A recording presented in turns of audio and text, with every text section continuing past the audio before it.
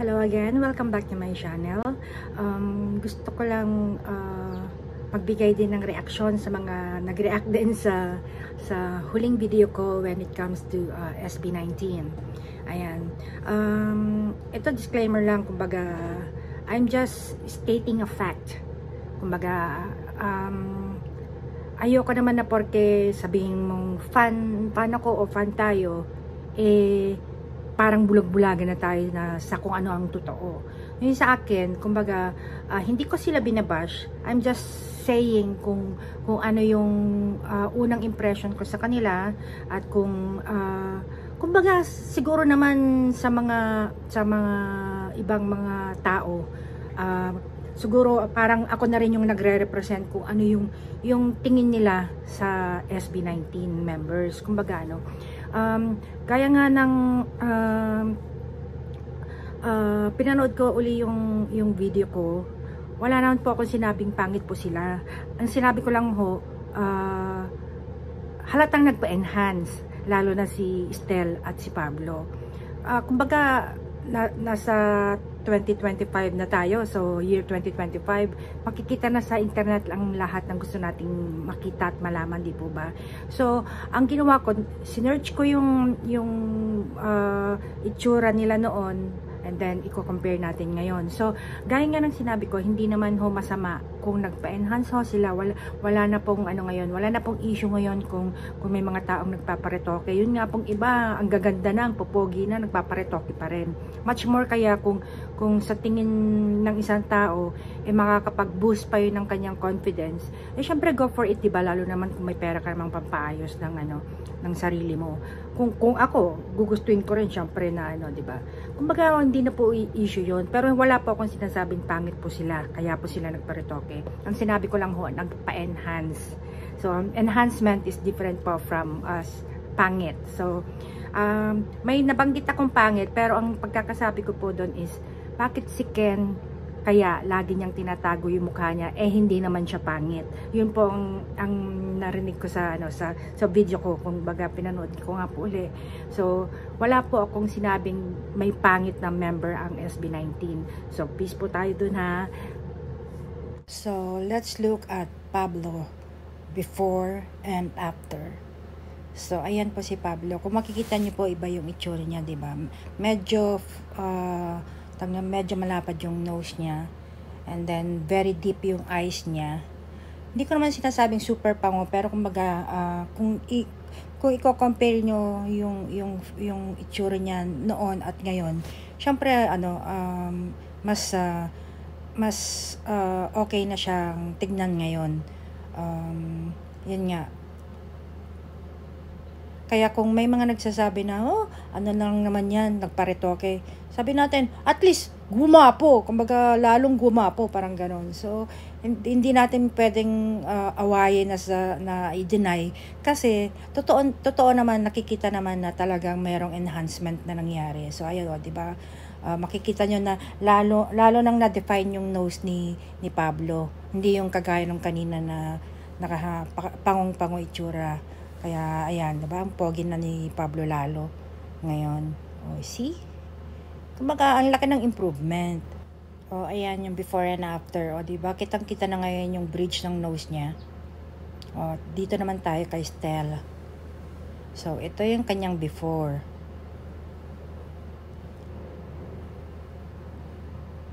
Pakapayat pa niya. Hindi naman siya pangit, kumbaga, pero kumbaga, iba yung facial features niya. Pagka pinapanood ko yung old videos nila,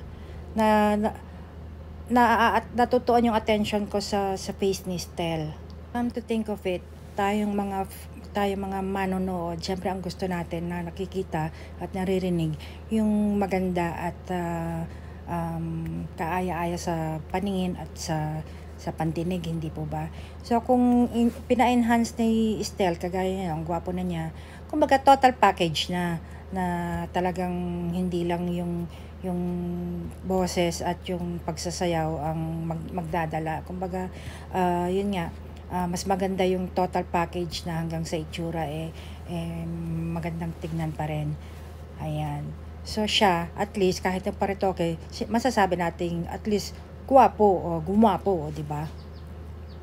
And then doon sa sinabi kong mukha siyang probinsyano, yung promdi, kumbaga, hindi naman po necessarily na porke promdi pangit. Ako po taga-probinsya din po ako. Pero kumbaga, marami po kasi yung kung titignan mo ang isang tao, masasabi mo kung taga Manila ba siya or taga probinsya. Ako nga taga probinsya, pero hindi naman po sa tinataas ko yung aking bangko. Pero nung umuwi po ako minsan sa probinsya, nung medyo bata-bata pa ako, ang tawag sa akin ng mga taong hindi nakakakilala sa akin is Manila Girl. Dahil maputi po kasi ako compared sa mga kulay ng mga taga dun sa amin. May itim po sila. Hindi naman super itim, pero kumbaga hindi ko kakulay. Kumbaga iba yung kulay ko sa kulay nila. So hindi naman po issue yung kulay, kumbaga no. Pero kumbaga gaya po ni Pablo and ni Estel at ni Ken, silang tatlo, kung titignan mo sila nung mga unang year nila, mukha talaga silang mga probinsyano. Ayan, so si Justin halatang may sinasabi sa buhay. Kumbaga, kita nyo naman lasalista. Wala naman siguro magiging lasalista na ano. Although may mga lasalistang probinsyano, pero kumbaga, ang ibig ko sabihin, may mga si Justin, mahalata mong may kaya sa buhay. Hindi lang dahil lasalista siya, pero kumbaga yung itsura niya. Sometimes kasi tayo mga Pilipino, we can't deny na na masyado rin tayo mapanghusga sa sa kapwa. Kumbaga takatingin tayo sa itsura, di po ba? So yung sa akin, sinasabi ko lang po kung ano po yung fact na naiisip ng isang katulad ko o ng sino mang tao. Ayan. So pansin ko nga hindi lang naman dito sa Pilipinas yun sa abroad, pag pumunta ka doon tapos Pilipino ka, talagang talagang ewan ko ba kung anong mentality meron tayong mga Pilipino kasi na yamantalang ibang mga lahi, ibang mga ibang mga lahi, they don't care. Tapos yung tungkol naman sa pananalitangan ni Pablo, yes, nakikita ko naman na he really can speak well when it comes to speaking English. Kaya lang, masasabi mo talagang may accent siya ng Pilipino. Kumbaga, tayong mga Pilipino, takot tayong tawag na to, na mag-English ko minsan kasi nga, dahil nga masyado tayong perfectionist na kailangan tama yung grammar mo. Ako nga nung napunta ako ng Amerika, halos hindi muna ako nagsasalita dahil nga naiilang ako, baka nga ang iniisip ko baka pagtawanan yung English ko, ganyan. Pero doon ako nagkaroon ng confidence na magsalita ng English sa Amerika dahil nakita ko na mas marami pa na ibang lahi na hindi marunong mag-English kaysa sa ating mga Pilipino. Yun nga lang, ang nakakalungkot lang kasi talaga sa ating mga Pilipino is masyado nga tayong perfectionist na kailangan perfect grammar, perfect pronunciation.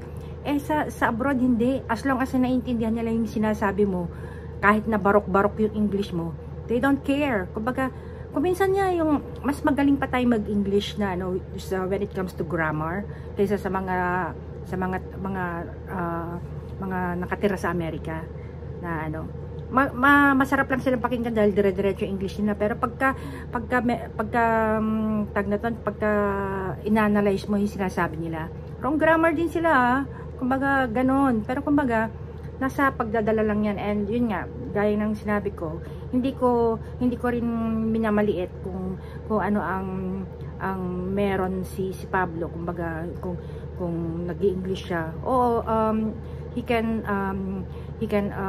answer yung mga interviews, he can speak English, pero maririnig mo sa accent niya ang pagiging Pilipino. Ayan. Yung asawa ko nga Pilipino siya. Pag kausap niya mga Amerikano, yung accent niya American accent. Pero pagka ang kausap naman niya Pilipino, ang accent niya Filipino accent. Ganon. So, once na narinig mo yung magsalita ang isang tao ng English, malalaman mo kung Pilipino ba siya o hindi. Ganon din sa ano, kunwari, tumawag ka sa call center, tapos biglang may nagsalita, malalaman mong Indian yung sumagot sa'yo, or Latino yung sumagot sa'yo, or itim yung sumagot.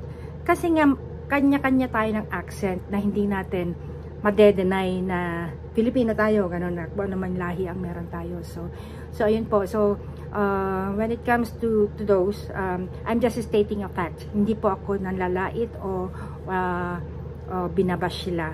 Ayun po.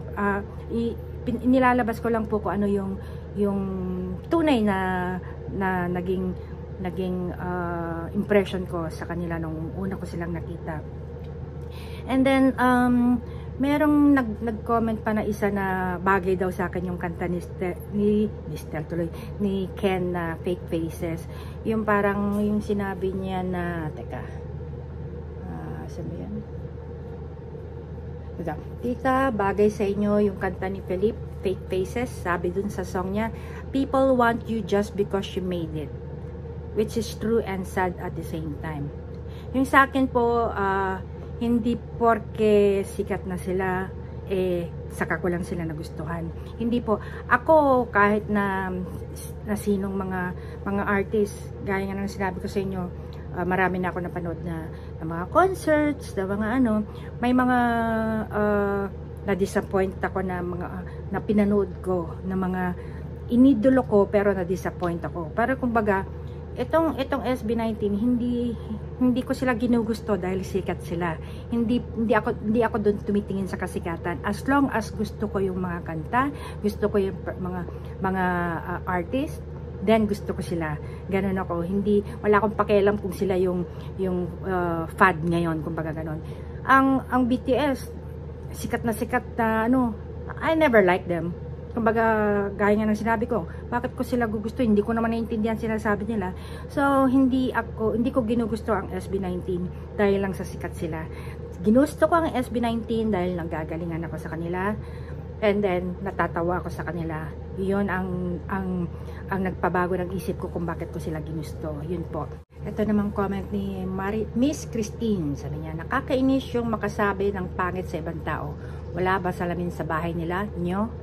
So parang pati ako nyo. Miss Christine, marami pong salamin dito sa bahay ko. At gaya nga po ng sinabi ko, wala po akong sinasabing pangit po ang isang tao. O di kaya wala po akong sinabi na may pangit sa member ng SB19. So iba naman po, gaya nga ng sinabi ko, iba ang sinabi kong nagpa-enhance sila at iba rin yung salitang pangit. I never said pangit to anyone. Dahil walang pangit sa mundo. Meron pang isang nag-comment ito, si Sarah Sky 5 yata pangalan niya. And then, kapal ng makeup nila dati because wala pa sila budget to hire makeup artist. And mostly si Stel ang taga-makeup nila. Ayun. Yeah, I really can tell na yun nga yung makeup nila super kapal. Dahil makeup artist po ako. I work as a makeup artist sa MAC Cosmetics in San Francisco, California. And dati rin dito sa Pilipinas, I work in a magazine, I work in GMA7, and also sa mga fashion shows. So, yun po. Bilang makeup artist, syempre, nagiging critic kami when it comes to pag may nakikita kaming taong may makeup. So, kahit nga yung mga news anchor, pagka nakikita ko, naku, pangit naman ng nose line niya. Kumbaga, nagiging critic. Kumbaga, yung nakikita namin kung anong mali sa makeup ng isang tao. Dahil nga, kami ay artist din. Ayan. Sabi naman ni May Gobar. Sorry pa. Nako mami, wag mo iredo si Ken sa anak mo at maraming nakapila sa 18. Gustong si Ken, baka i-bash ka nila. Nasabi ko lang po yun. Ang anak ko po ayaw po niya ng mga ganon. Laking Amerika po yun. So, when it comes to her love life, ayaw niyang napapakialaman. So, wag po kayo mag-alala. Pero kung pwede, bakit hindi? Pero kumbaga, hindi yun mag-work sa anak ko dahil hindi yun ayaw niya napapakailaman ng love life niya. Pa isang comment, it is Stel and Justin who's Street Boys guest in their con, sabi ni Melody. Melody D4606. Ang napanood ko po kasing part is sa YouTube ko lang nakita kasi yung nagsayaw si Stel, yung ano ba yung title nun? Basta nagsayaw. Ayan na naman ako. Pasensya na. Pero siya kasi part lang nung Street Boys show yung nakita ko sa YouTube. So hindi ko napanood yung buong show ng Street Boys. Ayan. Ito pa.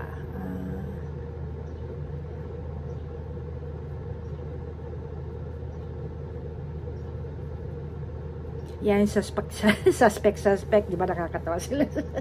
Kanina, pinapanood ko yung video ng birthday ni Pablo. Yung bibigyan nila ng surprise habang nasa booth si Pablo na may parang nagpa-podcast siya or something. Gumagawa naman ng decoration yung apat. Tapos tong si Stel. Yung para siyang macho dancer. Tawag-tawa ako dun eh. Tapos paglagay niya ng panyo eh, anong gupit po sir? Kala mo barbero. Tawa-tawa na naman sa kakulitan na ba kayo? Ayun ako. Ayun. So ayun po, sana po nagkaliwanagan po tayo. Gaya nga parang sinabi ko, hindi ko po binabash ang SB19. May kwento ko lang po sa inyo kung ano po yung mga napuna ko, kumbaga ganon. So, alam ko hindi po ako perpekto, pero sila bilang performer na nagpe-perform sa buong mundo, syempre mas maganda kung presentable yung itsura nila. Yeah, isa po sa mga very important na factor yung pagka-performer ka, kailangan total package, yung maganda pananamit mo, maganda yung itsura mo, syempre kailangan magaling kang maging performer. So gaya nga ng sinabi ko, ang SB19 hindi lang sila magaling magsayaw, hindi lang sila magaling magkuwanta, hindi lang sila magaling mag-rap, hindi lang sila magaling magpa-comedy. Sila ay total package, as in lalo na ngayon na habang tumatagal, nag-i-improve sila ng todo-todo, and sana wag silang magbago kahit na super sikat na sila. Stay grounded, and also sana wag kayong mag-disband dahil sa mga nakaraang mga taon, 'di ba, mga boy bands kung minsan nagdi-disband sila, they are going solo. Tapos ayun, walang nangyari sa mga career nila. So kayo, dahil naman nakita ko naman na nagsosolo-solo rin kayo, pero at least buo pa rin yung grupo nyo. Still do solo performances at yun nga, mga solo na music, pero kumbaga sana tuloy-tuloy pa rin yung grupo nyo na inaalaw naman kayo na magkaroon ng mga solo single, ganyan, o di kaya solos, yun nga, solo tracks. So sana patuloy lang yung pagmamahalan ng grupo nyo, yung pagiging brothers nyo sa isa't isa. Stay grounded at lagi nyo rin mamahalin ang mga fans nyo, ang 18, ganyan. And syempre, always make the Filipino proud. Ayan. At nagpapasalamat kaming mga Pilipino na tinataas nyo ang bandera ng Pilipinas. Ayan. So, saludo ako, SB19. I love you all.